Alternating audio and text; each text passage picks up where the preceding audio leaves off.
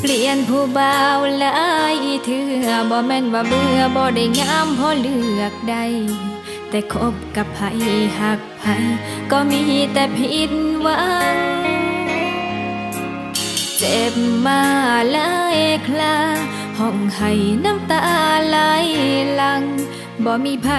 รับฟังจักสิเฮ็ดจังใดหักไผก็หักจริงบ่เคยคิดสิทิมสิป่า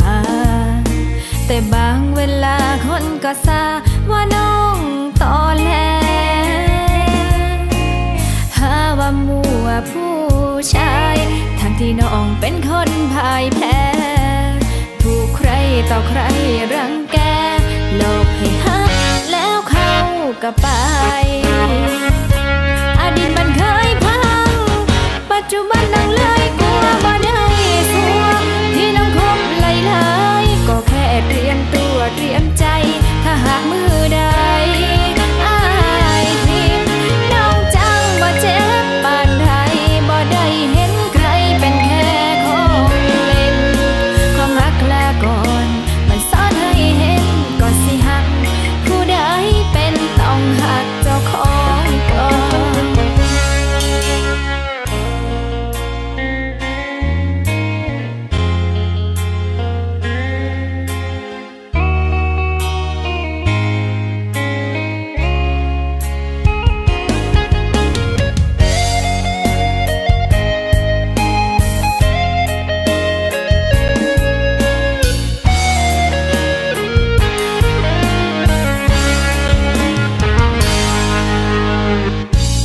ไผก็หักจริงบ่เคยคิดสิทิมสิป่าแต่บางเวลาคนก็ซาว่าน้องตอแหลหาว่ามัวผู้ชายทั้งที่น้องเป็นคนพ่ายแพ้ถูกใครต่อใครรังแกหลอกให้หักแล้วเข้าก็ไปอดีตมันเคยพังปัจจุบันนั่งเลยกลัวบ่ได้สัว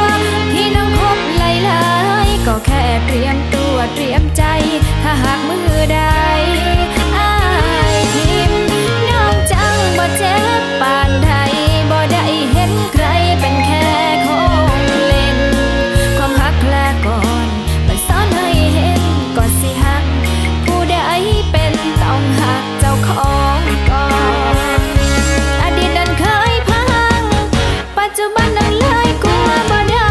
สัวที่น้องคบหลายๆก็แค่เตรียมตัวเตรียมใจถ้าหากมือใดอายทิม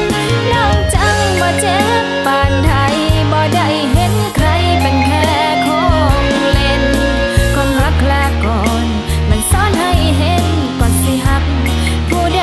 เป็นต้องหักเจ้าของก่อน